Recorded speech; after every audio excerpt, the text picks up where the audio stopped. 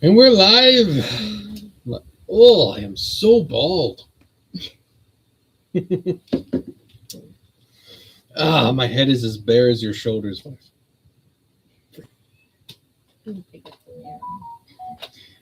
Shh, phone. Serious business. Hey, everybody. Let me lower this a little bit more. Don't mind my cat's bowl above my head. It's the only place you can eat without the dog stealing his food. Welcome to the stream. It's only a day late. It was going to be a day later because I was tired, but we're here. And the little thing out of the way. Oh man, thanks for your prayers. We finally got things sorted out with food and whatnot. Yeah, so no state hearing, thank God. However, we're still way behind on bills, so we don't stream next week. It's not because I don't love you. It's not because my wife hates you. It's not because my dog is sick. It's because our internet got turned off and I have no way of getting it back on. So tax return gets there. Yeah, we're praying. Tax return, of course, gets hauled up. It's funny. Like I told you guys, God told me that He was going to stop all my job searches. And every time there's this moment where like a job will fall in my lap, and I pursue it. And I'm like, oh, maybe I can get a job now. Maybe it's okay. Maybe maybe that time's done. And every single something stupid slaps it in the face. Like these people were practically trying to throw this job at me too, and I'm like, okay, we'll do it. Sweet. And then it would take months or take weeks to get it sorted, and money we don't have to get the license. And I'm like, well, dang it, I can't. God, no California driving license. This is one of those things. So yeah, God's obviously going to provide, but Lord have mercy, I can't get over it. Oh man, not gonna miss you. Stopping chirping at me every hour. There's a thing called silence. But yes, prayer for that. Would be nice for those finances to finally come together, something stable, or at least our tax return to come, so we can hold out for a while. But at least we won't be hungry. I might have to walk to the store because I can't afford gas, but we won't be hungry. I just blame the rain for that one. It ain't that bad. There's hills around here, but I had to walk down to the store in 120-degree weather in Arizona when our car broke down and we couldn't replace the battery. Oh, that sucked. Sucked so bad, man. Arizona heat ain't no joke. You're like, oh, but it's a dry heat. Yeah, that's why you don't instantly fry like an egg. Great. I do. At the laundry. Anyway, so if you guys listen to my sermon, because you all listen to my sermons, right? Yeah, of course they do. Mm-hmm. You would know that our topic is related, of course. It always is. Don't bother. We're gonna have to save the homework for next week because I just realized why my wife was trying to read her Bible furiously before we started. I have not done my homework. Well, I read it earlier.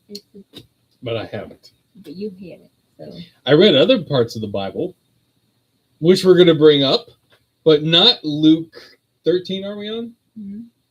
Whoops. So that'll have to wait. Well, you know what? God will make it happen. We'll be able to stream. I have faith. That does, by the way, even if our internet gets turned off, I will make periodical trips to the library to upload sermons at least. And hopefully Saturday devs. But I can't, I guess I could live stream in the parking lot, but that doesn't sound very fun to me. Not that I do this just for fun. Shh, puppy.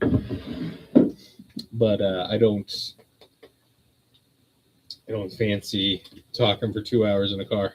So unless God like gets on my case, that won't happen. So this is California. Pretty sure if any of the libraries find out what I'm doing, I might get attacked by 20 tranny possessed people. So we could probably avoid that. They might break a nail.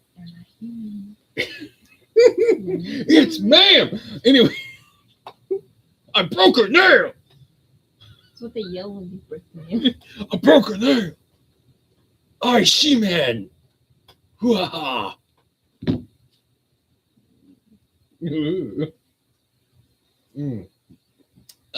So, getting into it, I actually am going to start with a Bible first. And again, I apologize that we're going to have to put off Luke 13 for another time. Plus, I'm amiss. I can't believe I'm saying this, but I'm going to try and make this a short stream. I know every time I say it, it turns into like a 2-hour affair, like even hinting at 3 hours. I'm well aware of the patterns. It's not going to happen this time. You can't make me. God might, but you can't. Anyway, we're going to start with Numbers chapter 14. This you might recognize from I think one of my sermons, not the last sermon, but a few sermons ago. And in this, we have the people rebel. Strong terminology. And the most important part, though, is verse 11, because this is right after the spies give a bad report. And I realize I might have some very new Christians here. When the Israelites are freed from their slavery in Egypt, God takes them to Mount Sinai. He gives them the law. He does a bunch of spiritual stuff. They rebel and instantly join up with Baal, his chief rival, his rebellious son of God, and he threatens to kill them all. And then Moses talks him down. He says, fine. And then he takes them to the promised land. They send out their spies, and the spies give a bad report except for Caleb and Joshua. And God is so mad because the people rebel against them that, as in chapter verse 11. You can't even eat a seagull. What? I'm sorry. Can't even eat a seagull? No, you may eat all clean birds, but these are the ones you shall not eat. And it lists, the eagle wife.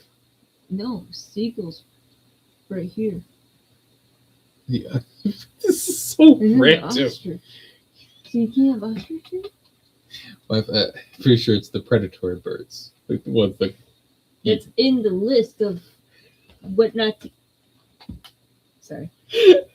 Anyway, that's why God had that whole episode with Peter where he goes, don't call unclean what I have made clean.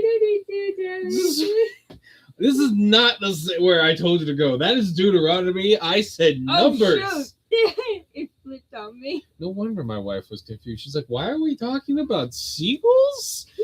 Seagulls! God, way to make me sound like a millennial woman. It's not my fault. I actually didn't like too much of that stuff growing up. But all the other millennials are like, here's Yoda singing about seagulls. And I'm like, why are we doing this? They all loved it. I'm not bitter.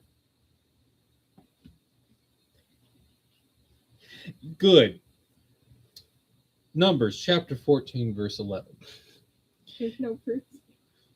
And the Lord said to Moses, how long will this people despise me? How long will they not believe in me in spite of all the signs that I have done among them? I will strike them with the pestilence and disinherit them. I will make of you a nation greater and mightier than they. Now, what happens next is Moses convinces God not to kill the people. This is the first time or the second time? This is the second time. The first time was right after giving them the law, and God's like, I'm going to kill these people for freaking sacrificing to Baal while I'm giving you my law on my holy mountain. And to understand just how bad that it is that they were doing that is right. Baal is sometimes the devil, sometimes other things, blah, blah, blah. What I'm getting at here, and I've lost our only viewer, is what would have happened if Moses had gotten tired, just like God, and said, fine, just kill these people, disinherit them, let's move on.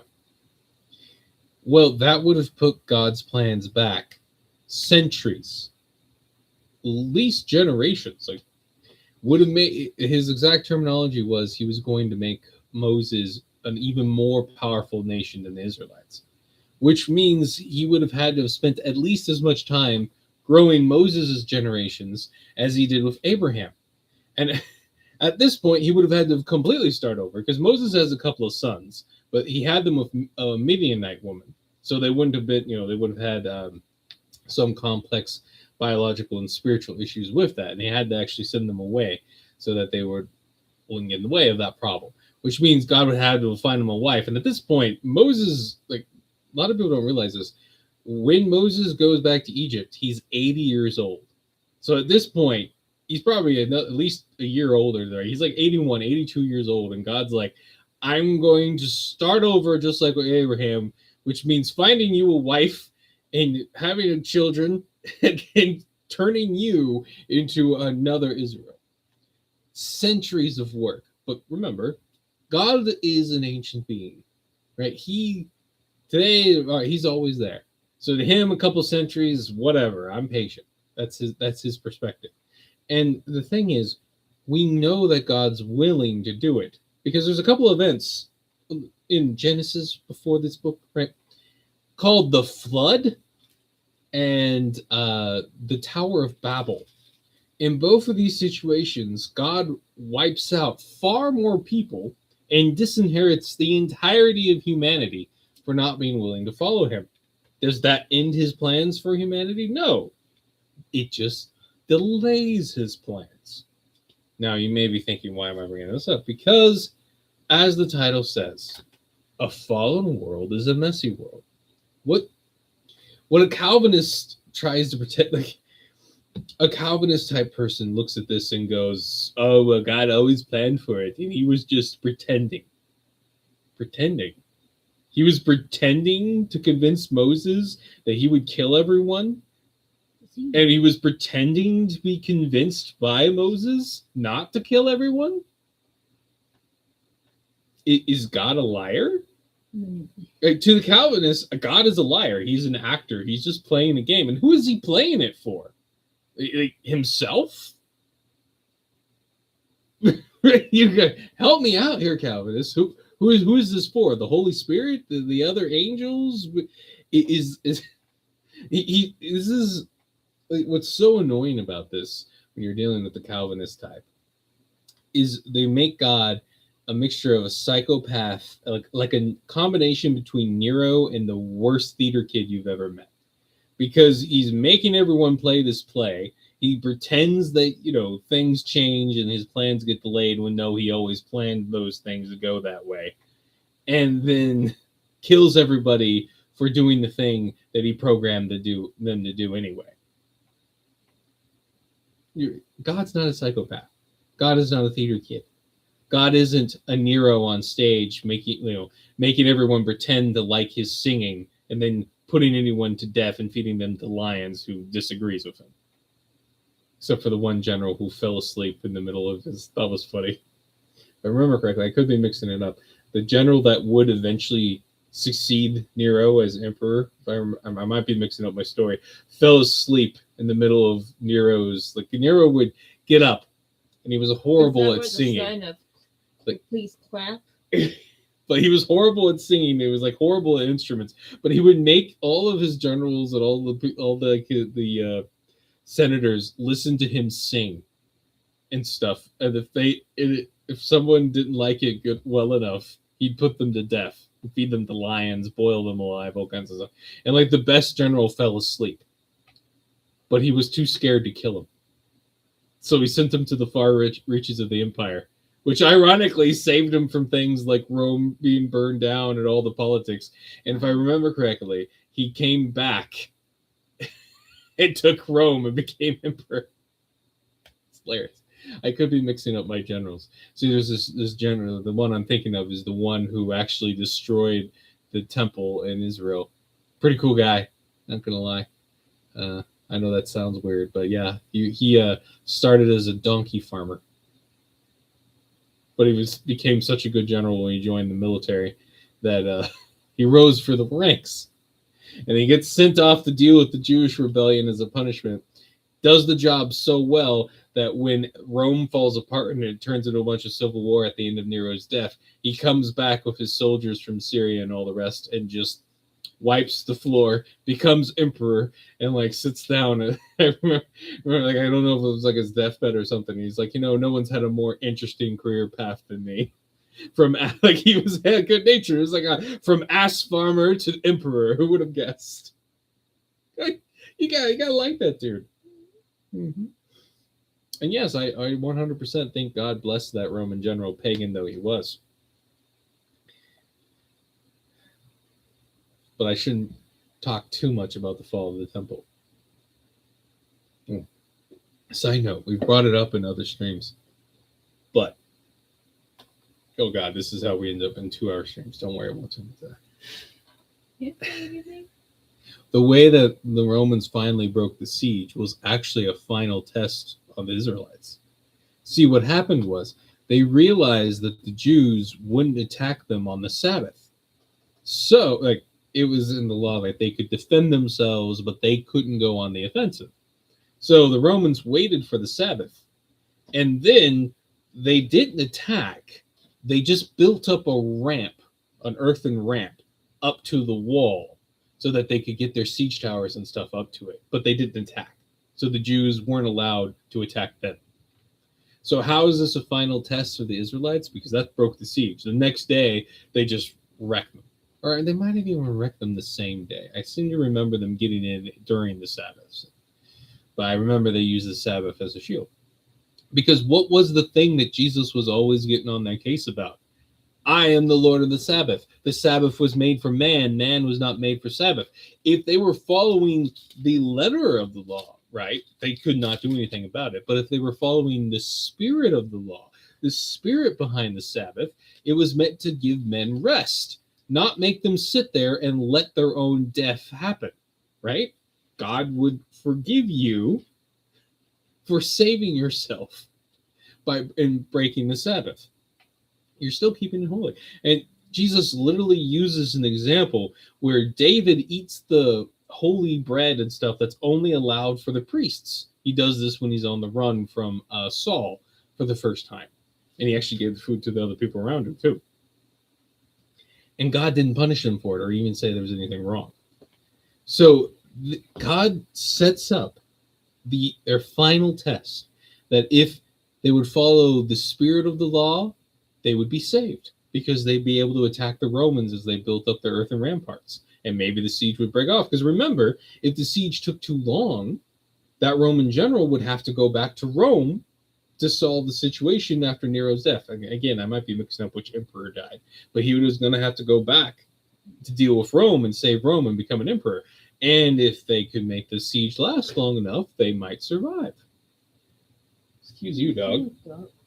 Right? But because they still followed the letter of the law, they refused to stop the Romans as they built up their ramparts and died. Hilarious. God is a funny person sometimes, I must say. And yeah, a little distracted. So back to the original topic.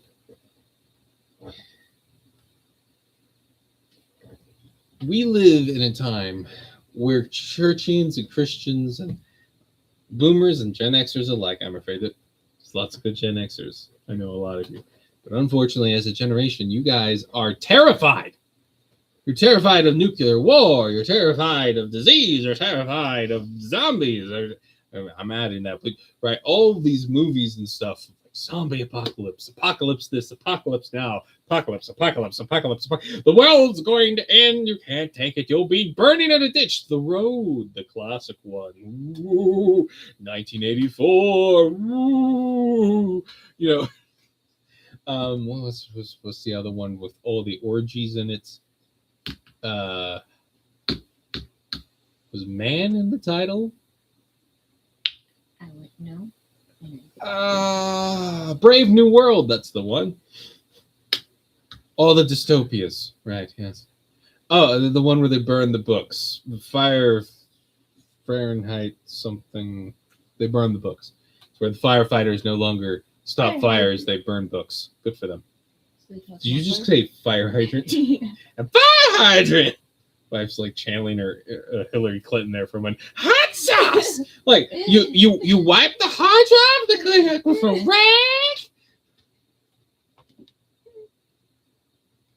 rag. Ah. Where's Skydog when I meet him?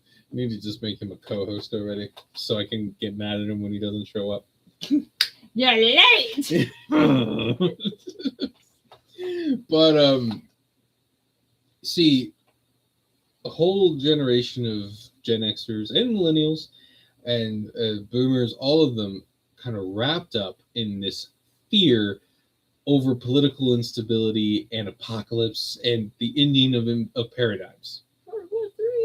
Right. In my exact terms, when I was discovering this about my Gen X uncle, for example, right, there was this one moment where he was like sounding all bass, and I was like, yeah, you know what? When the empire collapses, we're gonna remake California. It's gonna be great. You have sons. I have sons. We'll have our own little mini militia right there. There's only like 20 of us all together. And my uncle was like, and I realized now he was terrified of the very concept of civilizational. Oh my God! You mean the police won't be able to protect pedophiles anymore? Oh!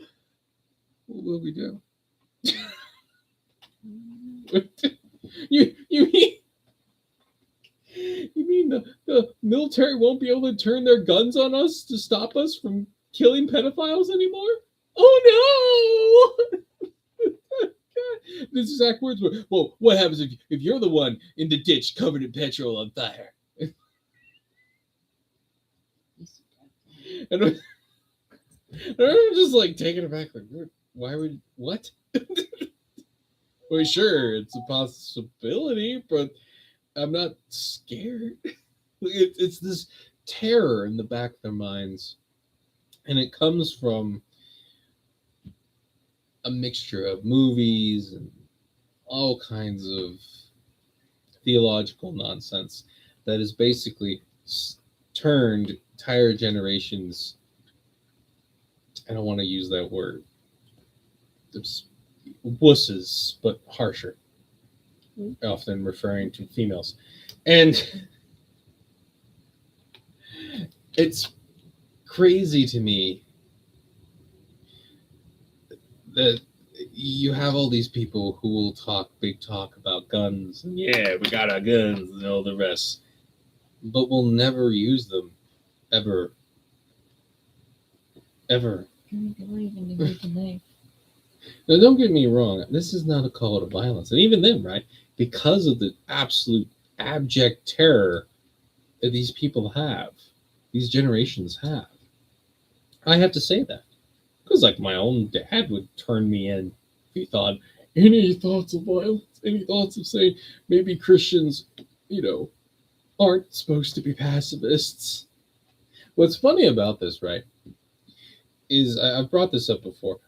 My wife and I come from a denomination that started out as pacifists, and then conveniently in World War I became rabid soldier boys for the government, not for Christ. No, for the government.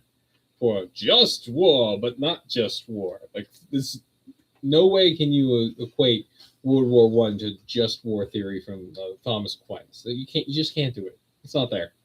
It's just killing the fellow Christians over territory that doesn't even value titles that hardly matter. Obnoxious. And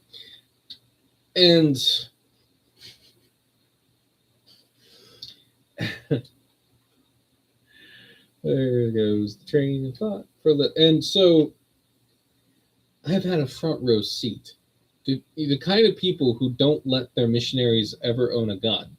Ever, even if you live in the States. Who would even argue in a lot of ways the gun, they'd be one of those people to say, get rid of your guns and all the rest. Never go shooting. Blah, blah, blah. Like violence should never happen. Although you're the type of people like there's something really weird about your society when the first thing all the supposed self-defense gurus tell you to do is run away. I don't need you for that. The point of going to a self-defense person is so I have a chance if I can't run away. Or even better, I don't have to take the risk of running away. Why is like here? I'm going to teach you to fight, but I expect you to run. Then why do I need to learn to fight? I should just go to a track course. And I guess I should just leave my wife behind while I'm at it, right? Like, oh, sorry, honey, you can't run as fast as I can. It's just stupid. It's dumb. And it's infected every part of our culture. Every part. Unless, of course, it's time to go kill people halfway across the world with bombs and sniper rifles. Then suddenly, God is apparently 100% okay with it. Okay. But defend your own wife or your children, or I don't know, kick Satanists out of your country, right? Now there's a problem. Apparently, God doesn't agree. Kill a farmer who has 7 children and some goats, who's done nothing bad to you. He isn't part of this list, right? Bomb him.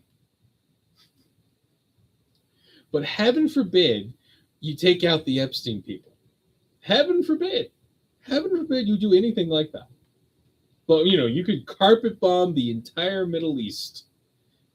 Bomb China. Blow the crap out of Russia. Let's not forget North Korea. They would feel very out of it. See the memes of when nobody includes North Korea in World War III. Those are pretty funny, I'm not going to lie. Right. Sorry, I didn't mean to talk over you. You want to say it before I continue on my rant? Right.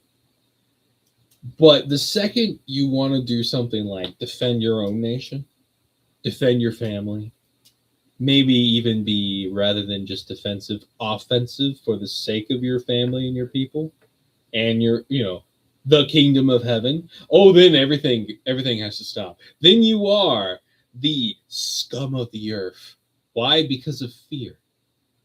Because they're terrified of having to fight.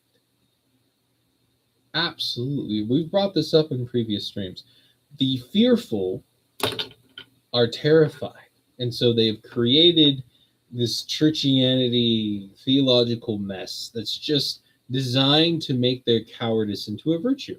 Here's a stick. Now run. You can fight, but only in an arena with a referee. Otherwise, you better run, sir. You have to use sticks. I'm a really tough dude. Look at me. I used to be a Navy SEAL, but you better run the second someone comes at you. Insert like every Navy SEAL's ever become a YouTuber. So tough. And again, you're assuming the guy chasing you is slower than you and that there's no one there you need to protect, like your wife or your children, or someone they're attacking. The missionaries in Africa will have more chance of outrunning. This is true. They're usually more capable. And they're used to chasing lions on motorcycles. And outrunning it when it comes back. There's another one too. Do you think, sir, you think you're going to be able to outrun the criminal who's used to running away from things like police? Yeah, he's more used to the adrenaline pump in life depending on getting away than you are. There's a good chance you're not outrunning that guy. And now you've given him your back and you are defenseless. Congratulations. You might need to know some parkour. Hardcore parkour. Or you might just throw a garbage can at you. I don't know. I'm assuming an alleyway in my head. Throws a cat at them. Oh, God. Of sitting on top of that garbage bin.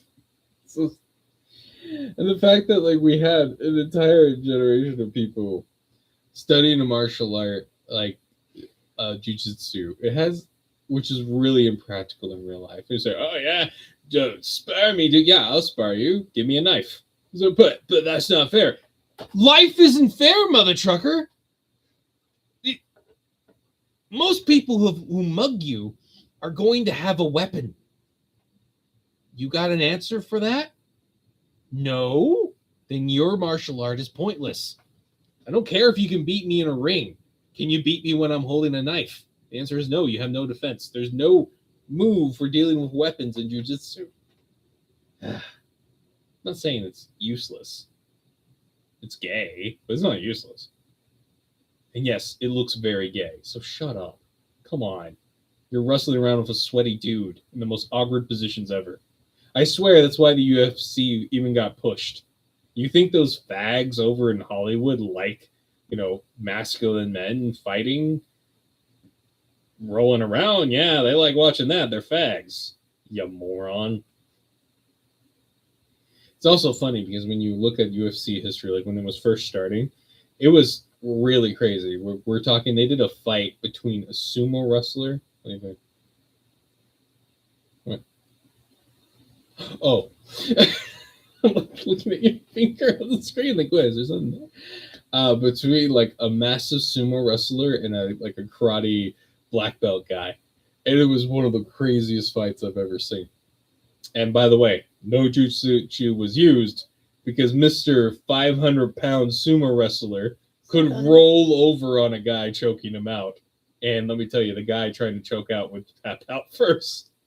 But the karate guy actually won. It was a lot of work. He had to wear out that big dude, and if he had gotten caught even once, he would have been screwed. But yeah. Also, again, there's no weapons involved. Most muggings and things like that involve weapons.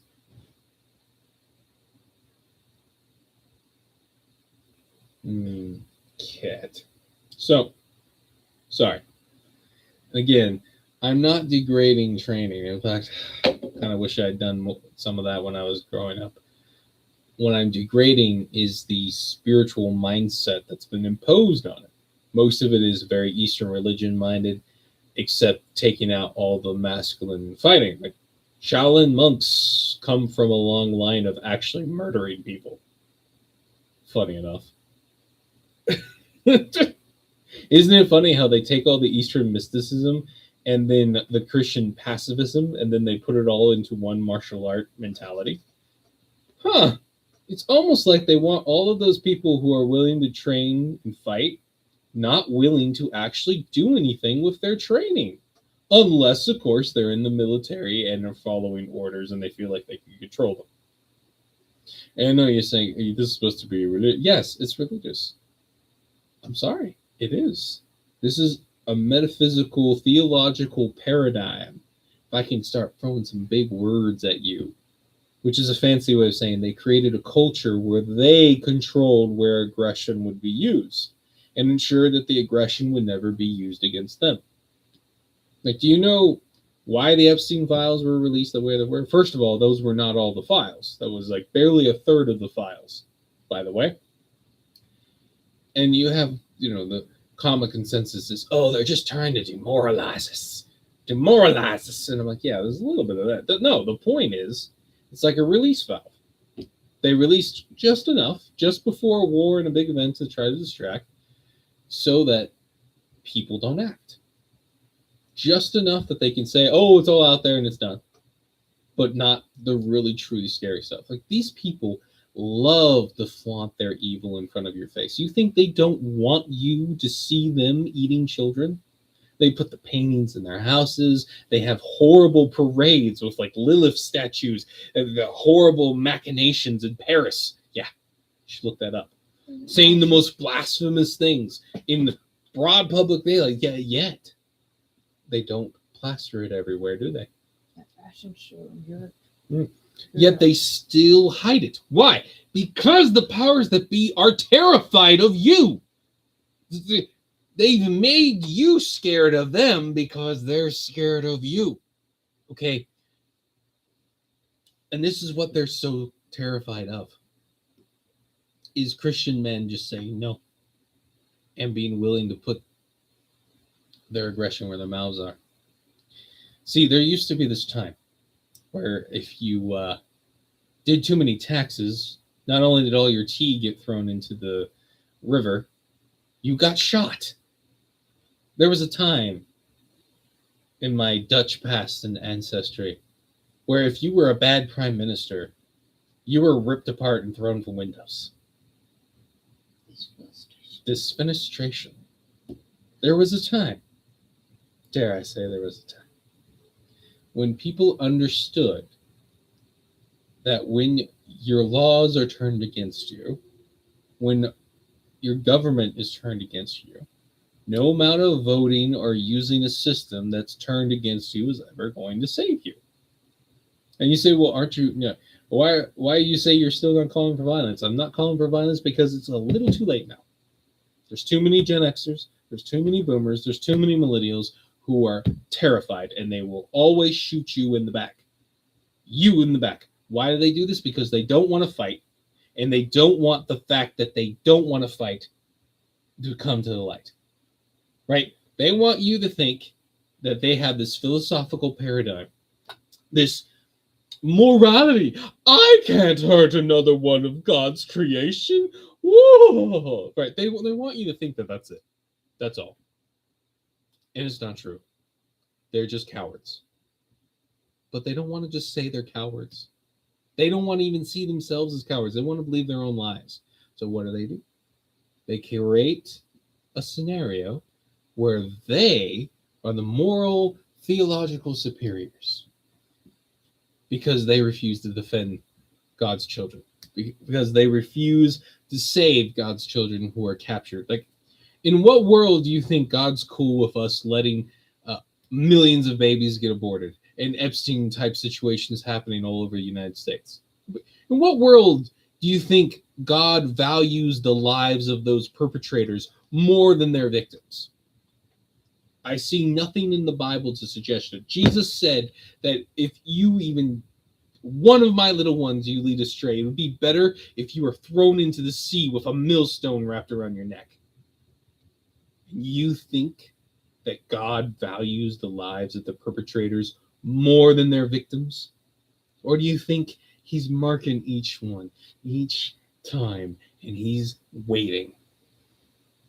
He takes no pleasure. He says he takes no pleasure in it, but he's going to do it. If just rebelling against him can get him mad enough that he'll kill all of you just to bring one of you back so that he can start over again, that he'll destroy the entire world to make a point, you think that he's just going to sit by? And this is where we get into it. This is a fallen world. This is where we attach to the sermon, because the sermon was all a little technical, but it was necessary. It was talking about some translation and where you get this theological paradigm about pacifism and the reason why they need this perfect run Calvinist universe, right, is because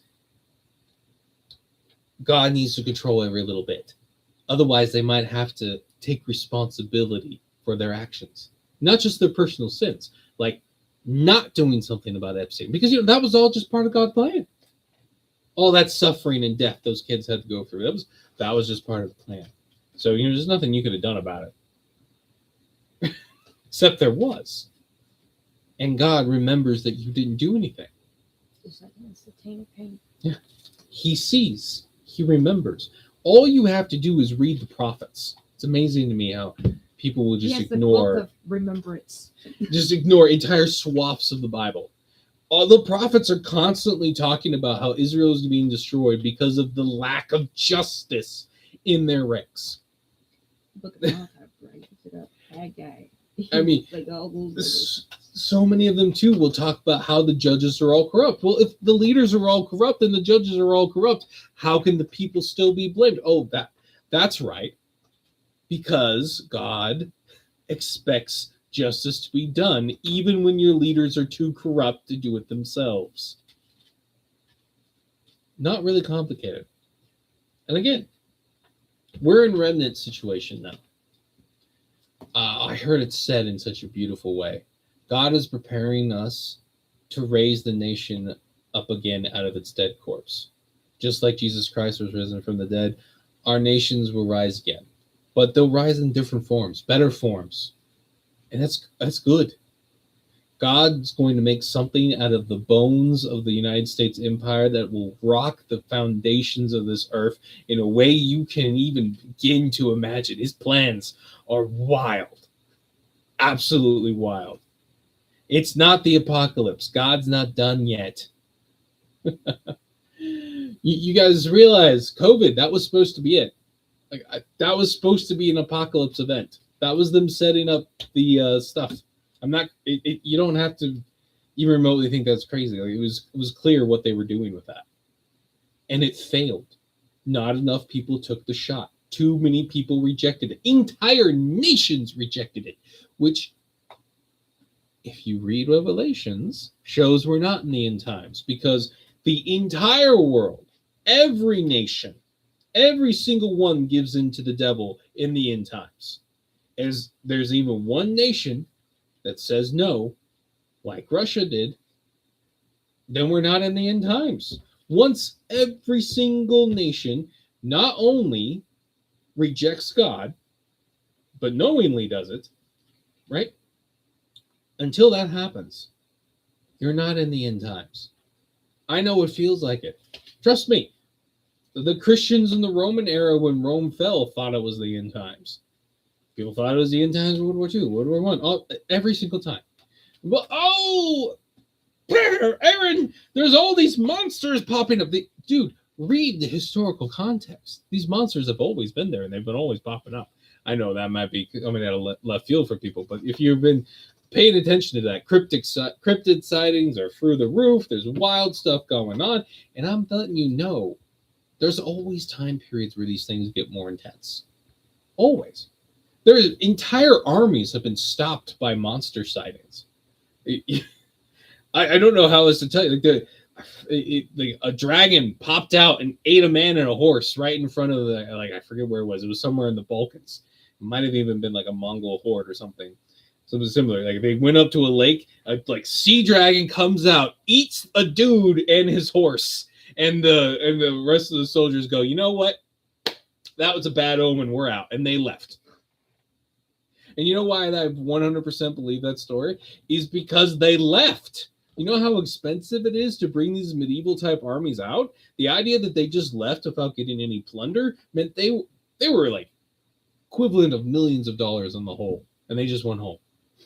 Something had to absolutely terrify them, and they said it was a dragon, and I believe them. Remember, this isn't just like, oh, hey, my Uncle Ned saw this weird snake in a hole one day. No. Like an entire army in broad daylight saw this happen. Another time, dragon in Malta. I kid you not. There was a dragon in Malta. The entire island knew about it. They all talked about it. They have descriptions of what it looked like. So many nights, because at this time, Malta was under the auspices of the Crusaders known as the Knights of St. John. And so many of their knights died trying to fight it that their headmaster said nobody else is allowed to fight this dragon. Except one knight went, challenge accepted, and went home, trained 2 hunting hounds, and made a stuffed version of the dragon because he saw it. And he trained for 6 months fighting with this fake dragon and training the dogs to fight it with him. He goes back to Malta, brings his dogs, fights the dragon, and was about to die. The dogs save him. He kills the dragon, becomes this big hero's welcome until he gets back to the head of the Knights of St. John, who kills the mood, right? Like everyone's throwing him on their shoulders, like, dude, this guy killed the dragon, man. The guy's like, but I told you not to. Yeah, he said, this is a disciplinary situation. You were not to break orders, and goes into a very logical reason why she did it. And then after reprimanding him, doing a proper punishment, the little chronicles would say he burst out into smiles with it. Dude, how did you do this? And we know this story because guess what? That knight who killed the dragon, Not only right, He still have the. he became the head of the Knights of St. John's, the Order of Knights of St. John's later on. That's why we know the story. He became an important figure in history. And this is another thing why I 100% believe it happened, is because anyone who didn't like the Knights of St. John could have attacked that story. The idea that their headmaster killed the dragon. But no one did. Almost like everyone just believed that it happened. And we said, oh, it's like medieval people were stupid. The Knights of St. John, bro, were all about truth. They were very serious people. You know why? Because they were constantly being invaded by the Turks. And funny enough, the headmaster who made this puppy dreams, made the big deal, like, like you didn't follow my orders. You know why he was so serious? It came out, later on, he gets the Knights of St. John through the most intense siege of Malta ever. And he was an 80-year-old man when the siege captain. He fought on the walls as an 80-year-old man. Guy. Yeah, that guy. Oh. Yeah, yeah, I remember the story. Right? And I didn't know he was that one. And he had to sacrifice like entire garrisons to keep the Malta alive as they waited for the French relief force. The French. So what did they do with the stuffed thing that the guy trained on? Well, I mean, again, the body eventually degraded and stuff, but I believe the stuffed thing that the stuffed thing. I don't know what he went home and trained, so I assumed it's back at his home castle. Who knows what they did with it? I mean, I know I would have kept it. Any I don't know, museums? I doubt it survived. No, I got like museums anyway, but Yeah, this is what I'm getting at. Like, people from that front, there've always been this stuff. They just come in waves and in different sets and stuff. We're seeing more now because the devil is mad. He's mad that COVID failed. He's mad that he's being sequestered. He's kicking and screaming and trying to throw random distractions. Like, you don't see that. Like, do you understand how terrified these Epstein types are right now? They're literally getting ready to run to India. India, mother truckers. They're going to go from, like, high society New York to freaking poop on the street India to escape you. That's how scared they are of you. That's how scared they are of when the Christian man finally has enough. I find that so funny. You think I'm crazy? Just look this up. This is insane when I found this out. Look up Indian Jews. It is actually a thing. It's the fakest thing I've ever seen, but it's a thing. And they run all the telemarketers. Oh my gosh, there's this weird movement in India being very positive towards Judaism. That's why and then suddenly we had a bunch of Indian immigrants who got to put their statues up. Always telling you to send nudes. Send nude. I knew that's where oh my gosh. That makes more sense now. Oh man, I feel like I lost the plot a little bit. You're welcome. So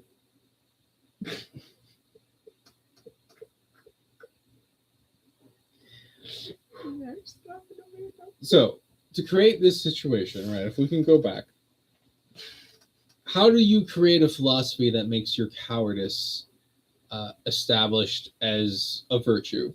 Well, you have to have a form of pacifism, and you have to make it where all violence of any kind are bad, basically. Or is bad. Is bad. Or is bad. I'm a learned man. You have a look. And so, you have to create a situation, like with Calvinism, where every single thing is planned out. Because if everything's planned out, then all the violence is planned out. All this stuff is God controls every little aspect. He has the whole world in his hand, right? Blah, blah, blah. And of course, that means everything that goes wrong is God's fault. And you say, oh, no, it is. Shut up. Because if he's controlling every little bit of thing, he can stop every sin right before it happens. If the fallen world isn't broken away from God in some way, then there's nothing stopping God from stopping the murderer right before he commits a murder. Right? Am I crazy here? If I can stop a murderer right before he commits a murder, and we can try him as an attempted murder, and basically try him as a murderer, but he didn't quite finish the deed, then God, if he's controlling everything down to the last amoeba farting in the corner, then he should have no problem stopping every murder right before it happens. Every rape, every kidnapping, everything. And the fact that he doesn't shows that something else is going on. And it goes to the fall of the world, that the world is broken and fallen and disconnected from him. And when he comes, you get this problem. It turns into the flood. It turns into revelations. It turns into death and destruction. So God is sparing about him coming physically, except for in the form of Jesus Christ, which was a unique event, right? That was a very unique and specific event that was planned for over centuries. So this is why you get these dogmatic paradigms with people wanting every little thing controlled by God, and you'll have it like these girls who, personal story, right? Will say things like, you warn them, it's a bad neighborhood, please don't walk to your car in the dark, and they'll say, well, God will protect me. I mean, he might, but don't test him. What's funny about this? These are the same people who will look at someone who did that, right? They'll walk out, do something stupid, and instantly blame them. No, you can't have it both ways, right? Either God can protect you and should have protected you, or there's something more about this world and it's fallen. And this is the part, right? This is the growing up. This is the part where you need to come out of like little baby preschool, Sunday school, okay? God is the all-powerful God of the universe, but there is this fallen world is in rebellion to him. He could stop evil right now, and he would have to destroy most of the world to do it. Okay? This limits, he has to follow the rules that have been established. Don't ask me exactly how it works, but it's why we went through this whole centuries-long process to create, to create the situation where Jesus Christ could come to earth and through his ultimate sacrifice, break the power of the devil. But had to go through that whole process. Those rules he will not break. He won't break them for you. He won't break them for me. We don't fully understand these rules. We don't. The devil doesn't understand these rules completely, and he uses them for survival. The devil is a lawyer. He uses the rules of the spiritual universe. And these rules, by the way, they're like physics laws, if that makes any sense. So you and I, right, we could break a law like you could kill someone, murder, blah, blah, blah, right? But we can't jump off a cliff and expect to fly. You know what I'm saying? That's kind of like what these laws are about. It's like breaking the fabric of the spiritual reality. You just can't. And it's all about crazy stuff, permissions, and you get it from all different types of cultures and sort of situations. You get territorial spirits, things. The Prince of Persia, and all sort of praying over land. You get hints of it in Genesis when Abel is killed and God says that the blood in the land is called out to me and I hear it and I know what you did, Cain. Like the land itself was tainted. When Jesus says that the rocks themselves will cry out, could be an exaggeration, a little bit of metaphor, blah, blah, blah, but there's this incident that the creation itself feels the rules and acts upon them insanely. And that our modern paradigm can't accept this because it's all about me. It's all about me. You see, it has to be about me. And people will look at me like, what do you mean? Well, it's all about you, isn't it? Right? The idea that the land itself is important to God is an anathema to the modern Christian. The modern Christian just goes, but it's all spiritual and it's about your personal fight and you're fighting against lust Like the all-powerful God of this universe went through all this trouble just so you don't look at some nookie. I probably shouldn't say it that way. But I'm sorry. That word in a long time. Never mind. But you get, but like it's important. Don't get me wrong. Like you should practice your self-control and not lust. Don't get me wrong. You need to go through that tiny gate. But the idea that the battle is centered on you, mother trucker, is stupid. Is stupid. This battle was happening before humanity even existed. The devil was already rebelling before Adam and Eve came about. Now, whether or not he'd been cast out of heaven yet, we don't know. But there's clearly, through the talk with the serpent, signs that rebellion was in his heart for quite some time.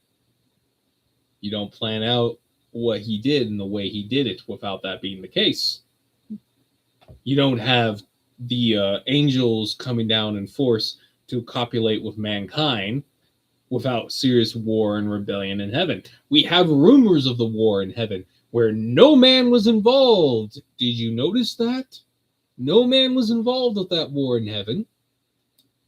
But you're the center of the universe, apparently. How could anything happen without you? Right. Yes, it mentions that in the Bible too. Jesus talks about how he saw the devil fall from heaven and all the rest, right? Cast out from heaven. It's talked about in Revelations where there's another war and there's a cast down and all the rest, right? So I have to deal with this because I get really frustrated.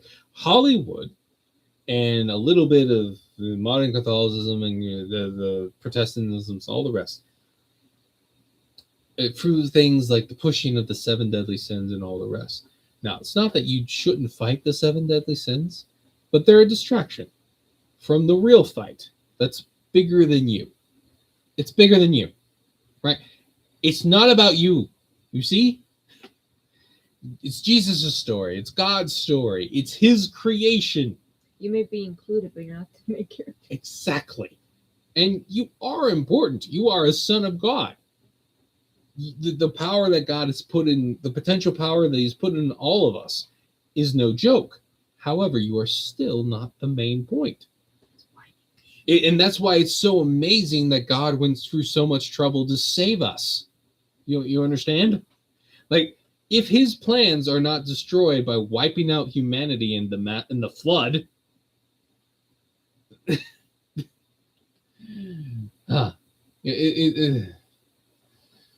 sometimes it's hard to get all these thoughts in order, but I get annoyed because Hollywood and a lot of the old, some of the way the politics of the church going forward, especially after Islam separated the churches and all that from Ethiopia and all the rest, really show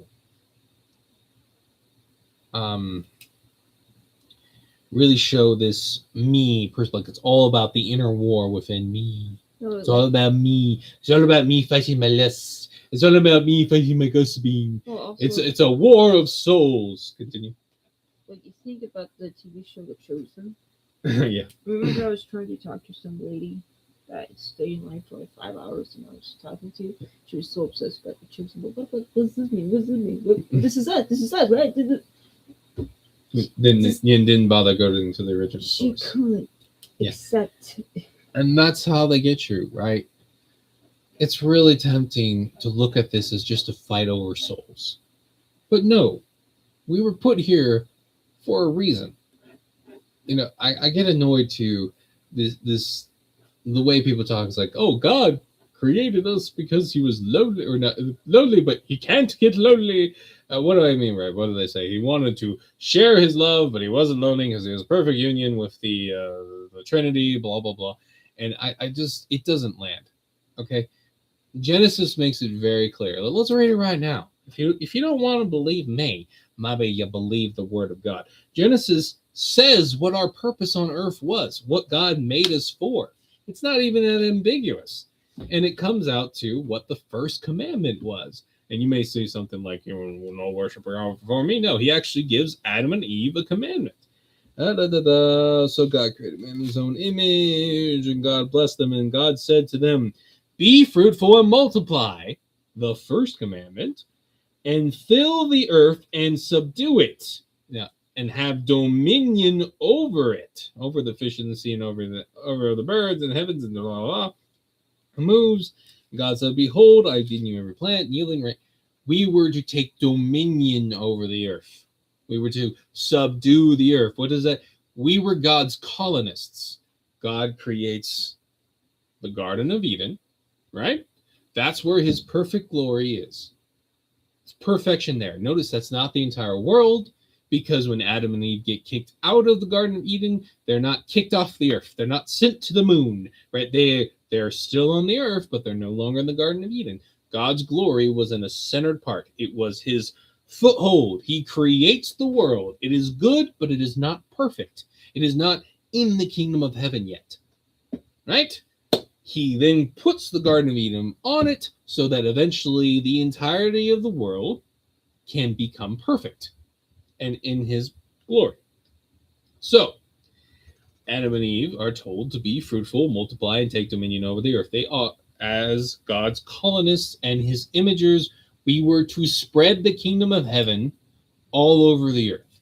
This is why we were put on the earth. This is our purpose. This was our point. This was the thing that the devil tricked us into losing, our birthright. Our sin made it so we could no longer fulfill God's desired role for us, which was to subdue the earth, colonize the earth. You know, lost my wife there for a second. And when you view it from that angle, and it makes a lot of sense when it comes to witchcraft and stuff.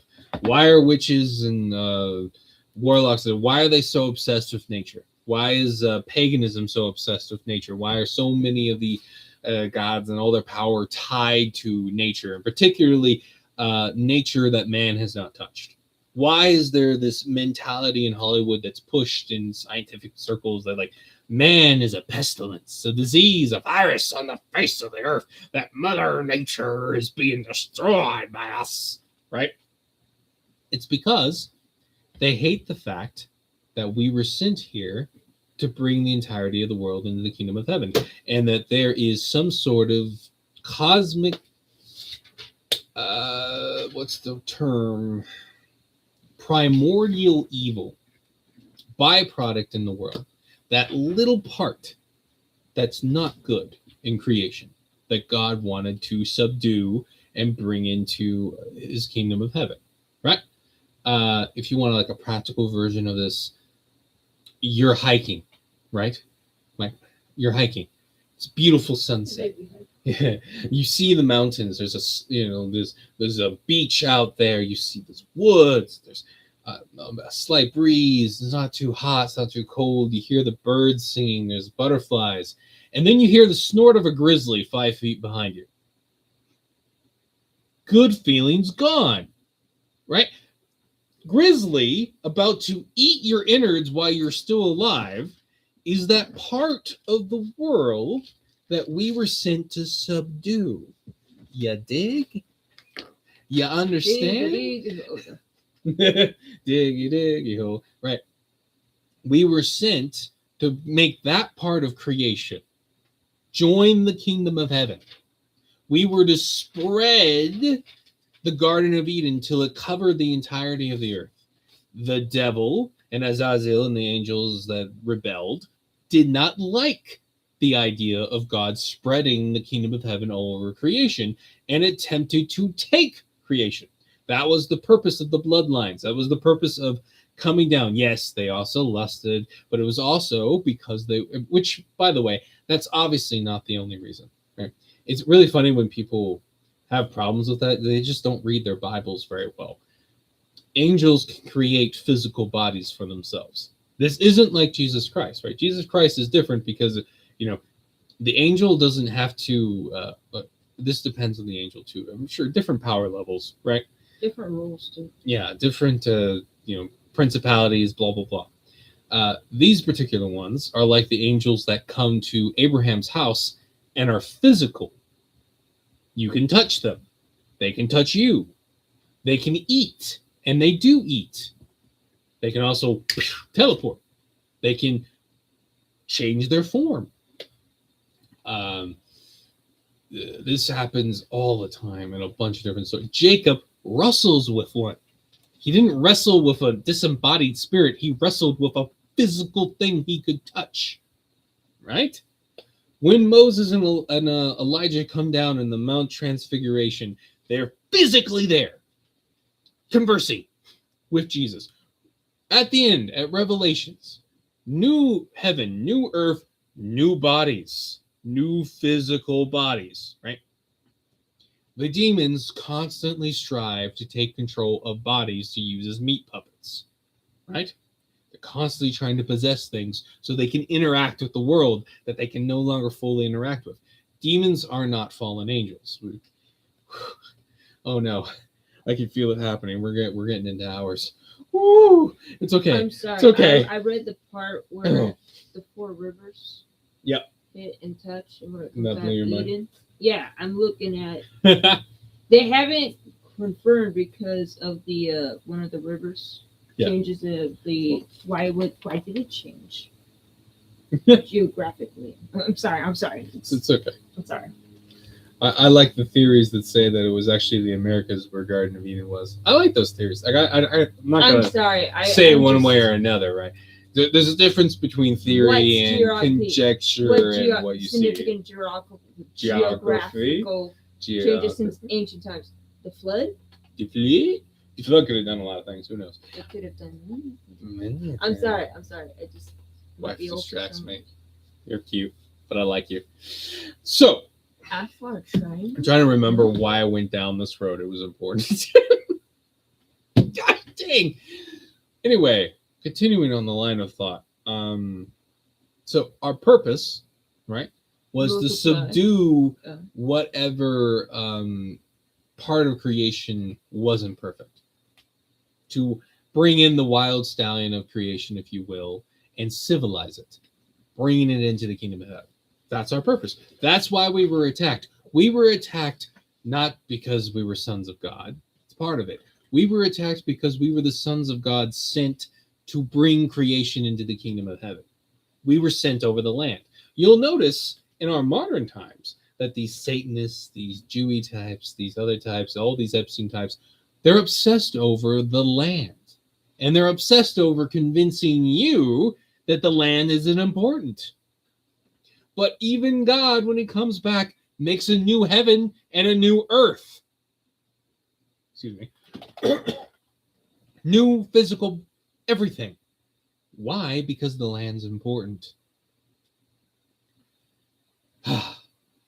And the devil and his angels rebelled for the land.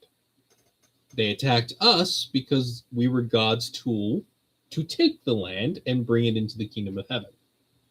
We were his imagers, his extension of his will into the physical realm that could connect to God and be, both amplifiers and conductors of God's will and power, putting the little bit of breath of life that he's put in all of us towards that.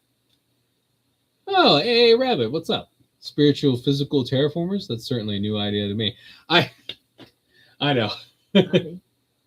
It's not that crazy. It comes from mixture of reading The Unseen Realm, late Dr. Heiser's work, and just the Bible as it is. You know, I don't even need to bring the book of Enoch into it, though the first book, Enoch, not the second and third book of Enoch, those are just medieval creations. The first one, that's proven to be, I don't even have to bring it into it. It just helps flow everything. And if it helps understanding the concept, right? What does the devil do after he rebels and he convinces humanity to fall? What does he do? He takes over the earth. He takes over the desire. He wanted the heavens, right? But he also wanted the earth. So he became the God of this earth, as Jesus refers to him as. When he offers Jesus all of the kingdoms and the nations and the lands and the peoples of the earth, it was his authority to give it because he owned it. So, that's the smoking gun. What did he want? He wanted the earth. Right? He wanted all of creation. He wanted the heavens too, but he specifically wanted the earth. And again, we come back to these laws. Often, the best way to look at these laws is to read C.S. Lewis, Chronicles of Narnia. Perfectly kind of shows a great metaphor for how the laws work. Right, Aslan's there. He stand in for Christ.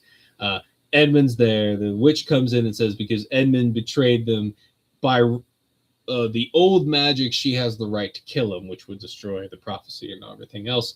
And the Lucy says, well, can't you just go against the old magic? And Aslan looks like, go against this look of, you can't do that. That's not in the cards. And instead, what does Aslan do? Just like Jesus Christ and God does in real life, he finds a loophole and beats the devil at his own game. In this case, even older magic, older laws established in the Narnia universe, where if willing sacrifice takes the place of the whatever, it breaks the power and blah blah blah, and he's reborn. Similar, right? The blood. This is obviously C.S. Lewis based in off of real life, right? This is why the sacrifice of Jesus Christ was so important. And it may. We'll get back to the terraforming. Terraforming is actually kind of a cool idea. I go with colonists because I like angry and liberals. Colonist is a fun word. We were God's colonists. And if you came in a little late, goes back to the idea that Heiser popped up on my feed recently as well. Are the demons not being fallen angels from his work as well? That is actually yes and no. Obviously, he brings it up, but this is actually well established in the Bible. The oversimplified version of what demons are is something that came much later, like with Paradise Lost and stuff. Paradise Lost? No, wait. That's something else. Which one? John Milton's Paradise Lost. Oh, yeah, it is Paradise Lost. Like, a lot of people don't understand how much modern Christian thought comes from John Milton's Paradise Lost rather than actual theology and actual Bible. And if John Milton, it's still the works from anybody else. And this kind of, not to say that it's a completely evil work, it's just anything that kind of paints the devil in a positive light, which it does, whether you say it's accidental or not, should probably be looked at with a grain of salt. Taken with a grain of salt, I guess. I'm combining my metaphors by accident. I didn't mean to get all passionate about this. So, other things that bring this up. Heiser was the help to put this all together to me, but he takes all of it from the Bible. He's just a taxonomist in that sense, and he just puts it together. When you read the Bible for what it says, both in context and what the language means, including when it means gods and when it doesn't mean gods. God in I think it's Psalms 82, Elohim, which is the one word for God, is amongst the Elohim, which is a plural form. Heiser, again, that's the classic sheep or sheep. Elohim, which is God, is both plural and singular, just like the word sheep or moose is both singular and plural in English. It's annoying that they decided to do that with gods, but they did. So when God is in the assembly of the gods, you get the meaning. And again, in this case, it's lesser gods. It's angels. It's the sons of God, if you will. Not the begotten Son of God, Jesus Christ. A. Rabbit says, thank you for explaining. Don't let me know. You were talking about God's colonists. Yeah. Man, you came in late, but I don't mind repeating since you're the only one here. So, we, mankind, just to repeat also for anyone who comes in there, are God's colonists, right? If you read Genesis, the first commandment is we were to be fruitful, multiply, and subdue the earth and take dominion over creation. And that's because when God created the earth, this comes directly from Dr. Heiser's pointing it out, is he called it good, but it wasn't perfect. We compared it to, you beautiful sunsets, wonderful meadows, and then you die of dysentery. There's this piece of creation that has always kind of been evil. There's like a primordial evil there that stops it from becoming perfect, like the Garden of Eden. We, as God's colonists, were called to go out and spread the Garden of Eden, the kingdom of heaven, over the entirety of the world. To stop that from happening, the devil came in and tempted us while we were in our infancy, Adam and Eve, right? Metaphorical infancy, not when they were babies. And, we all assume that Adam was kind of formed. But I guess there's no reason why God couldn't have made him as a toddler or something. That's kind of an interesting thought. We don't actually know how that worked. Maybe he was made full grown. Maybe he was a little toddler guy, and when he got older, then Eve was made. Who knows? But I hate it when my train of thought gets lost. I'm getting old. It's happening more. But got distracted from my. It could be denial because the word. My wife's doing her own rabbit hole. Because of the King James version. Rabbit. The King James version changed the spelling of it. Anyway, so it's okay. And this is part of the reason why witchcraft is like all about deep nature with no touch of humankind. And this is why so many of the fallen gods, the fallen sons of gods, the fallen angels or whatever, right, are always attaching themselves to aspects of deep nature. It's why they always like claim mountaintops and deep wildernesses where the spirits roam and all the rest, right? This is where they're at because there's this primordial power that can be turned to evil in the deep wildernesses, if you will. In the land itself, you get references to it kind of. I brought it up earlier with Cain and Abel, with the blood of Abel it cries out to God from creation itself, or the rocks crying out, or the fact that there are territorial spirits, and those are the big dogs. You have that in Daniel 10, the Prince of Persia. And then later you have the Watchers who declare things by their own authority. This is when Nebuchadnezzar gets turned into basically an animal, not physically, mentally. His mind gets turned into an animal and he roams the fields before becoming king again. Wild story there. And various references to them being kind of lizardly and dragon-like, the seraphim spirits. I am rocking through this. It gets really woo sometimes, but it's not as woo as you might think. Basically, God creates the creation. For whatever reason, maybe the way he had to make it, it starts out as good, but not perfect. To make it perfect and to bring it into the kingdom of heaven, he makes humanity.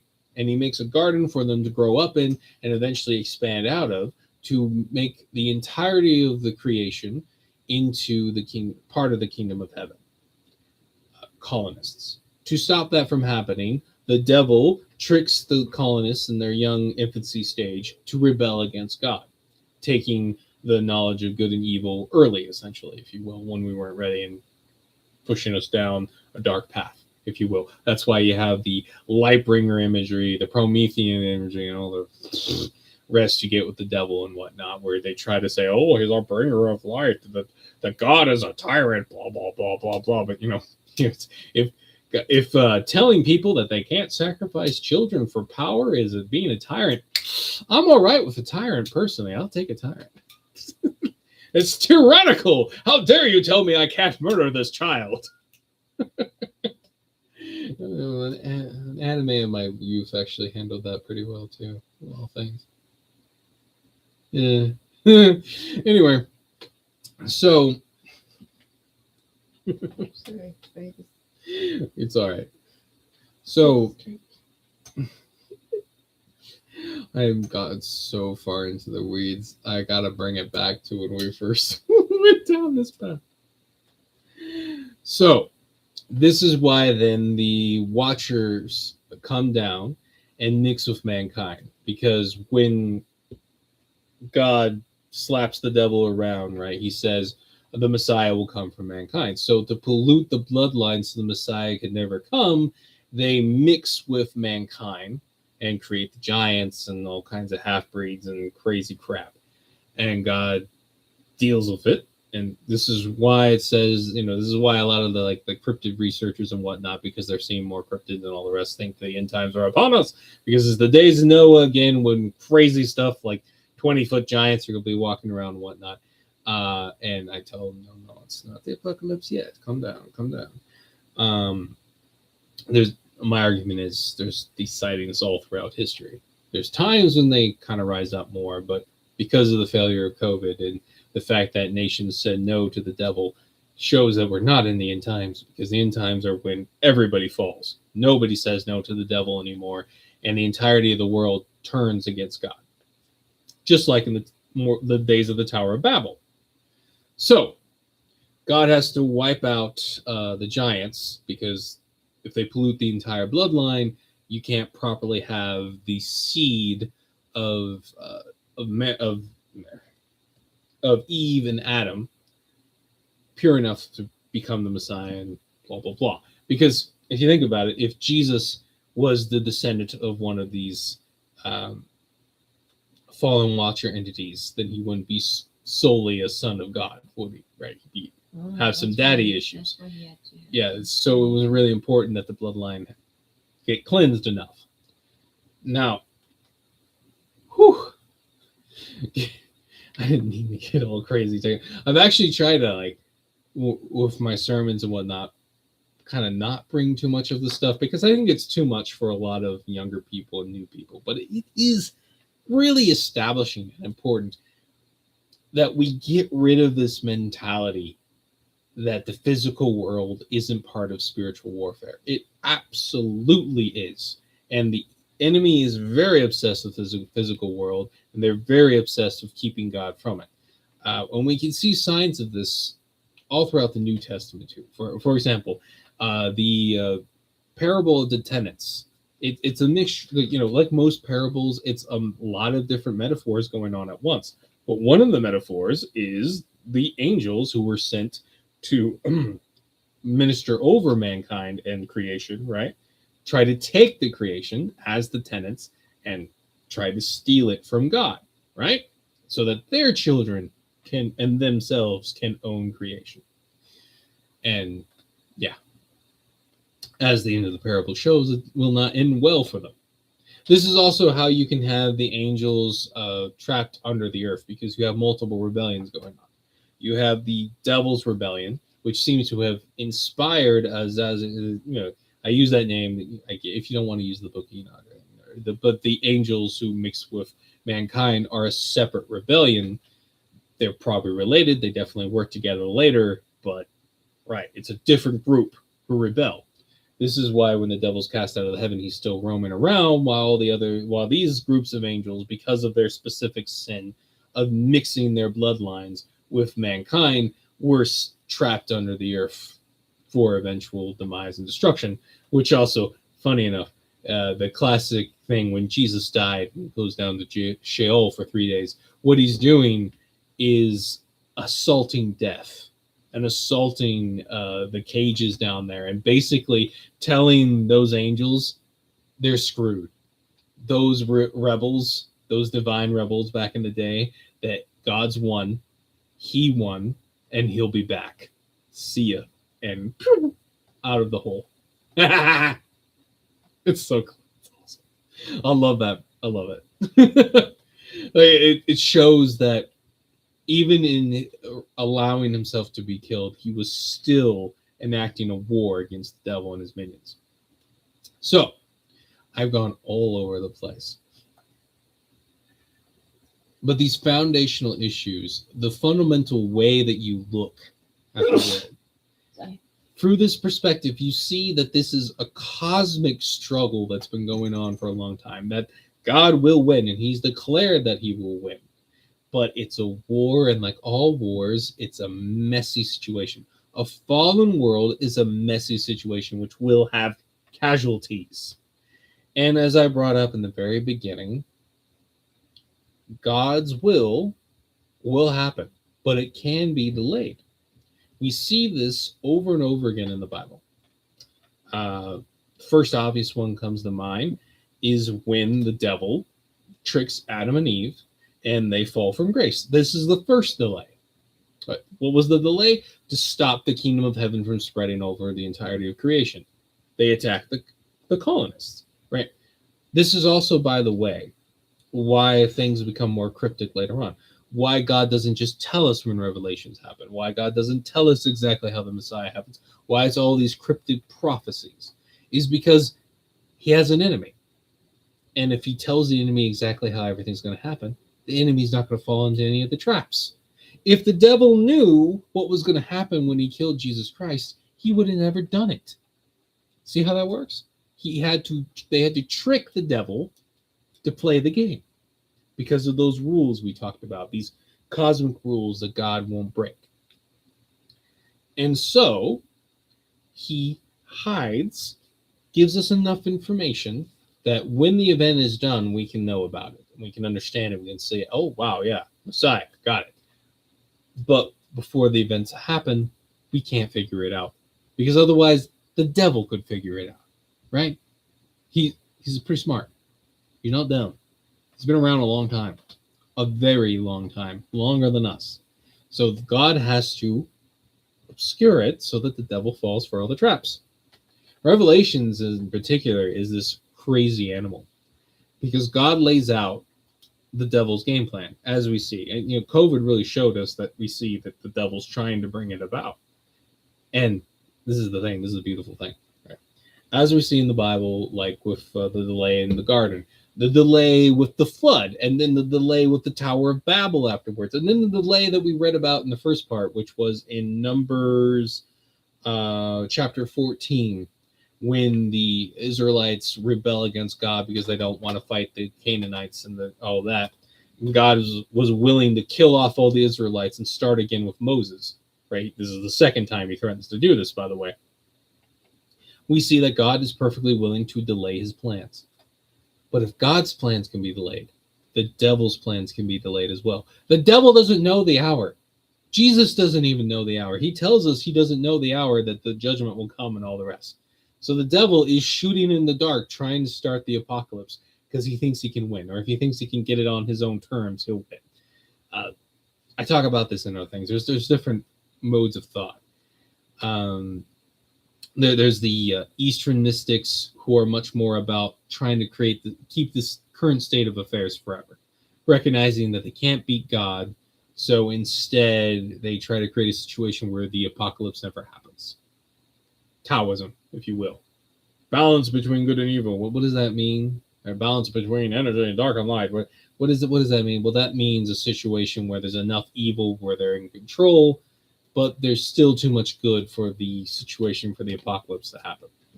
That's all Buddhism and all that is. That's all it's designed to do, is keep the current state of affairs forever. That's their goal. Honestly, I find them more dangerous because I think that plan has a lot more likelihood to work. A lot less destructive, but it's like a slow burn evil. Much more dangerous. There's another kind of version where it's like, we're going to lose anyway, so let's just destroy as much crap as we can. It's the very self-destructive version of mystics, and it's like flavor of evil, if you will. And then you have the devil's favorite flavor of evil, which seems to feed his ego. Not that I'm going to do armchair psychology. Like a horrible cocktail mix. I'm not going to do armchair psychology on a being was older than humanity itself. But... Right. I'm not going to sit there and tell you that. Right? Little old me knows his small place in the universe. But it seems to feed his ego enough to think that he can win. So he pushes the mentality of starting the apocalypse, starting the end wars in an attempt to invade heaven. Crazy, I know. That one, whether obviously God's made it clear he's going to win that fight when it comes to it, right? But I find Revelation to be an interesting animal because it's like God's telling the devil, I know your plans. I know what you're going to try. I'm ready for you. But the devil feels like he has to. Because if he can't win there, it's all over.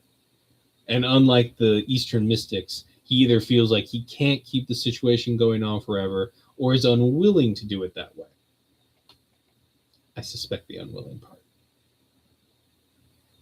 But unlike the kind of flavor of evil that's given up and just wants to cause as much pain and suffering as they can before they get snuffed out, there's still like this weird twisted hope that they can win.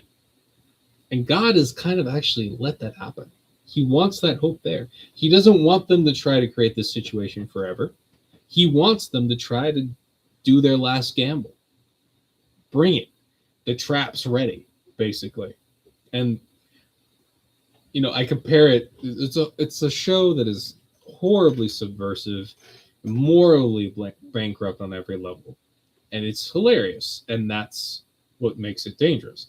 But How I Met Your Mother has this theme running through it: the slap, where Barney has made a bet, and he's lost that bet. In exchange for that, he's going to get slapped 3 times by his much bigger friend, who's like built like a linebacker compared to him. And he doesn't know when it's going to happen. And the entire time, it's driving him insane when the slap is going to come. And over a period of seasons, like years of the show going on, the slaps are mixed into the story. I think one of them was like after like 5 episodes of him trying to get him to do the slap early because he's ready for it. He slaps him like in the middle of a New Year's party or like announcing someone's marriage, and everyone's really happy, and then BAM! Laid out. Complete surprise. And what's funny about right now, it's expertly written and horribly propaganda, but that point, that's God in that moment. God is holding his hand up, ready to go for it. And the devil has no idea when it's actually going to happen. He's terrified. It's always hanging above his head. His power got broken at the cross, and he's, like Saruman in Lord of the Rings. He's got 1 tooth left, and he wants to use that tooth just right, but he's scared of when that hand's going to come in and just knock it right out of his mouth, and he's going to be powerless. I mean, when you think of it that way, the Bible is just a massive revenge story of God slowly, inexorably, and completely bringing his rebellious children into judgment that they cannot escape. It's pretty terrifying, I'm not gonna lie. Like, I'm glad God's on our side, if you know what I mean, or I'm on his side is the better way to put it. He is not mocked, and he is even older than the devil, and the devil's terrified of it. Oh, man. Yep. It's becoming a 2-hour stream. Son of a gun. Set up that too? Yeah, but every time we talk about this topic, I feel like I have to talk about all of it so that people understand where we're coming from. Yeah. So, coming back around, if you instead take more of a John Milton's Paradise Lost view, where basically the world is a play, like God has set everything up Calvinist style to go off, and we're just all playing our parts, and people were created for destruction, blah, blah, blah, right? And not a cosmic, messy war. Then you basically create a situation where God is, as I think Piper said, the tornadoes are his fingers running across the land, right? You can't even blame the devil too much because he was made to rebel, right? It's kind of everyone's playing their part.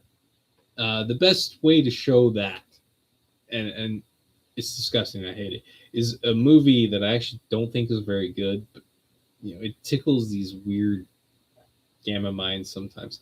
What was it called? Of course it would, because the film was king. It's a movie with a cosmic midgets of all things going through time, and I love time travel stories. So as a kid, I watched it for the time travel and the goofy Robin Hood scene, which I thought was really entertaining. Mm-hmm. That was actually really funny. I forget what it was, but basically they meet Robin Hood and they've stolen all this gold or whatever, and for their jaunt through time, and Robin Hood thinks that they're bringing the gold to give to the poor people, and the midgets are not happy about this at all. And for some reason, the gang, like as he's handing out the gold, like Robin Hood's like this posh, like kind of fellow, but his gang is like the most riff-rafty highwayman bandit, like buck teeth, angry looking guys we've ever seen. And he's like just this like posh British guy. And he's like, "Oh yes, thank you, very good. Yes, yes, we're gonna give this to the poor." And the poor people show up, and just before the poor people get something, like the biggest guy in the gang decks them, punches them as hard as he can, and then gives them like a golden cup or something. There's like a little old lady, bam, golden cup, and and Robin Hood goes, is that necessary? Do we have to do that?" And what follows is the worst Cockney accent you've ever heard in the most gibberish jabberish you've gibbered ever. And Robin Hood just accepts that. That is the dumbness of this movie. However, the point of this comedy is basically that God is an evil jerk and that the world's a play. Because the whole point of the end is evil, the devil basically, is chasing them the whole time. And just as evil's about to win, God shows up, kills evil in half a second, just sneezes on him and he dies, and saves the day. But basically the eyes of the audience, who's also the stand-in for the writer, is this little boy who gets sucked through this adventure with these cosmic midgets. Before that happens, all these guys die. Like all their friends that they find in their adventures, these knights, these cowboys, these great guys, come to help them fight evil in a great grand battle at the end. And they all die, except for the midgets, of course. And as the voice of humanity, the little boy goes to God and goes, "Why did you let all these people die? Why did they have to die?" And God says something very distracted. He's like a Churchill figure in this story. And he goes, "Oh, well, it'd be something about free will." And yeah. And then he sends them back with no fanfare. And yeah, unfortunately, that's Calvinism. Calvinism is God letting everyone die when he could have stopped it anytime he wanted. There's no cosmic rules stopping him from doing it. Calvinism says he kills everybody and lets everyone die. He made the evil just for the sake of evil existing and for some metric of free will, like that was the only way to prove free will. No, I'm sorry. If I'm testing my son to see if he'll actually follow my rules, I don't need to create a situation where the world can literally fall apart if he doesn't follow my rules, right? If I lock up a tiger in a cage, right? But I cover it so you don't know there's a tiger there. And I tell my son to never open the door to the tiger's cage. Like it's soundproof and you can't hear it, right? And my son, out of curiosity, opens it and is eaten by the tiger. I'm at fault. I'm a psychopath. I created a situation where his curiosity might get the better of him. I did not need to create that situation. And I could have stopped him from being eaten by the tiger by stopping it and saying, "I'm disappointed in you, son," and punishing him with an appropriate punishment. But me leaving that tiger in a situation where my toddler son could open the door and release the tiger, that's on me. That's my fault. Right? We can see this. You don't need to be a genius to see this. And this is what atheists have been using against Christianity this entire time. That movie that I described is the atheist perspective. God is evil. He is, for just this weird play about free will, he is murdered and allowed ultimate evil, the kind of evil that keeps you up at night, the disgust, the filth, the rape, the Epstein files, if you will, right? He's allowed all that just to prove that we're not automatons. That's the only way to do it? No, it's not the only way to do it. And again, from their perspective, why did all those people have to die? He could have stopped all of them from dying. Right? But if this is a cosmic war with cosmic rules that's been raging for ages, there are going to be casualties in war. But this is a scary perspective. This is why the fearful, this is why the scared churchianity types can't abide this kind of thinking, because it means that their prayer, that their warfare, that they're fighting, that the physical and the spiritual is important. It's not just oh, I'm a better person now kind of thing. No, it is cosmic warfare with lasting ramifications that echo throughout eternity. Suddenly it makes more sense why the fight is so important, why God is so invested, why it's so amazing that he cares about us so much. that he's willing to work with us, even though we've hampered his plans time to time again, delayed and delayed and delayed. And he literally has moments where he's ready to destroy us, and has in the past. God's will is never thwarted. It is only ever delayed. Right? This also means that the devil's plans can be delayed. COVID, anybody? COVID was obviously designed to become an apocalypse scenario. And we delayed the apocalypse by refusing him. We did not give in. A lot of people did. Most of us didn't. Russia just spat in their face. I'm going to repeat myself too much here, but again, oh my God, I can't believe it. 2 hours. I need to clean this up because there's a chance we'll lose our internet in a few minutes.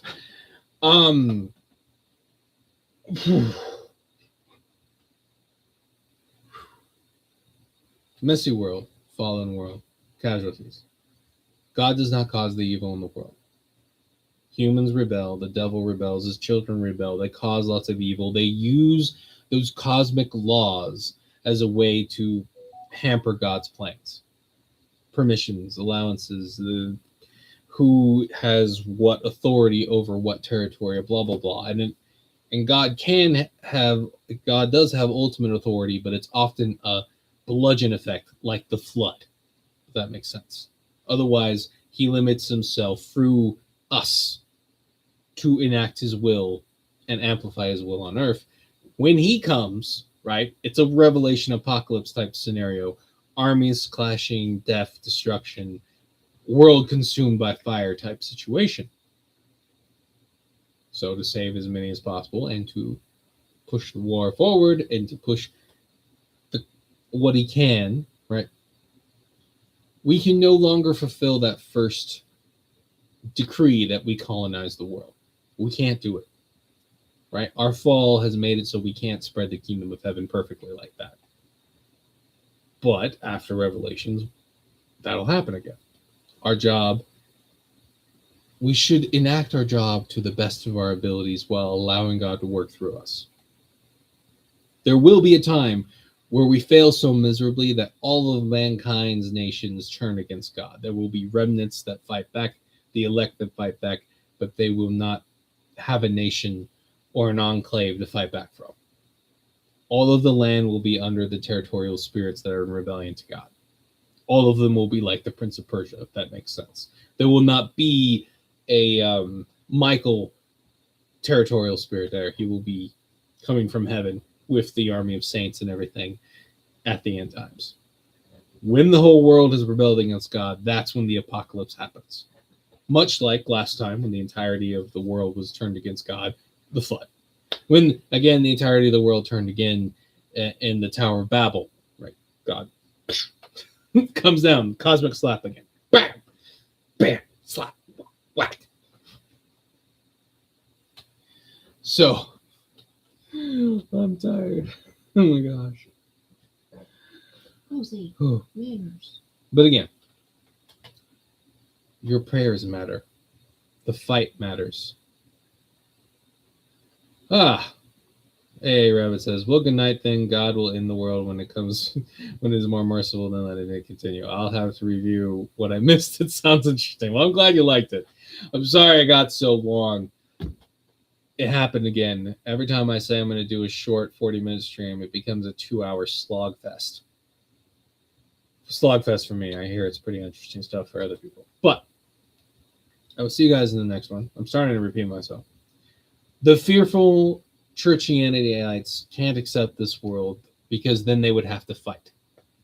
They would actually have to fight not only for land, but for the spiritual, for the world, for God's kingdom, for all of it. They would be required to fight. They would no longer just, I'm a good person, and then I get retirement in the clouds. Now there's a requirement there, and there's a job once you get to heaven. He has an army. Yeah. He's still... And also, we'd have to reevaluate this never fighting over the land bit. We'd also have to recognize that Christianity spread the most when God gave gave Christianity empires and kingdoms to expand from. Rome, Spain. I'm afraid Cortez saved more people than all of evangelicalism combined. Don't shoot the messenger, numbers don't lie. Evangelicals right now are telling you not to get married, which goes against biblical teachings. And if we can point out in the beginning, Genesis, be fruitful and multiply, the best way to spread Christianity is through having lots of children. And not letting women run churches. But I'll end it here. Good night. You guys are awesome. Remember not to be afraid. Remember the war is real and here, and God's calling you to fight it. He'll be with you. He has plans for you. And there's a whole lot more to come, so don't just check out because you think the apocalypse is around the corner. And I need to work on my language if I'm going to start taking on a overseer role, as Paul puts it. Hope you enjoyed this. Again, we're trying to start a church here. I might have scared a lot of people off, but I don't care. This is the perspective. This is a church about fighting evil. That's its purpose. That's its point. We're not sitting on our laurels. We're not letting Satan hang out and have as many children as he wants on a kebab somewhere. No, no, no, no. This church will be about... This church started when God called me to do a very specific prayer. And it scared me when he had me say it. And it was, make me what the devil and his children fear. And you know what they fear, and what God revealed to me, was they fear Christians who will fight them. That's what they're scared of. Christians who aren't going to just sit back and wait for the apocalypse. That's what they're scared of. So let that rest in your heart. And know that God will be with us through the whole fight, and that he always tells us not to be afraid. So be brave. It's a time of judges again. It's the best way to put it. And God's going to judge this nation accordingly. All right, I'm going to get out of here. We're really going to be on here for 2 hours. You guys are awesome. Thanks for showing up. We're starting a church here. Sunday we do our I do sermons which are much shorter than this, and I make an effort of making less technical. Saturday we do game dev because I think it's important that churches start being patrons of the arts again. And yes, video games are an art, or have art in them. I don't know how you want to do that. Maybe games themselves aren't art, but they have art inside them. I don't care. The point is, I want to make cool stuff. Which, by the way, I'm really late on this game dev. Hopefully, it'll come up tomorrow if I still have internet. It might have to be Thursday. We'll see what happens. And how quickly you learn something? I am learning fast. You forgot a variable. Joe, the variable. Man, stop it. No. It's a true or false. If it's true, you can move on. And usually this stream is on Monday, called Monday Sunday Schools, and usually it goes for about an hour, not 2 hours. And usually it's supposed to be like 9 o'clock, 8:30 when it starts. Pacific time. Children things happen. Oh my gosh. So, show up for all that. It's awesome. Thank you, and please be praying for our finances so we can keep the internet up and keep things running. I will, of course, be using the local library for a while if I have to, but hopefully the tax return will come back. Pray that the government stops holding up our tax returns. That'd be nice. Okay, like, subscribe, share, because we want to eventually get a church out there. So that's the goal of all this, is to one day have a church, physical and metaphysical, spiritual, all the rest. And yeah, I'm finally going to end the stream. Thanks for showing up. Thanks for hearing the madness and the inspiration and the cat that's falling asleep in my wife's arms. You guys are awesome, and I will see you in the next one.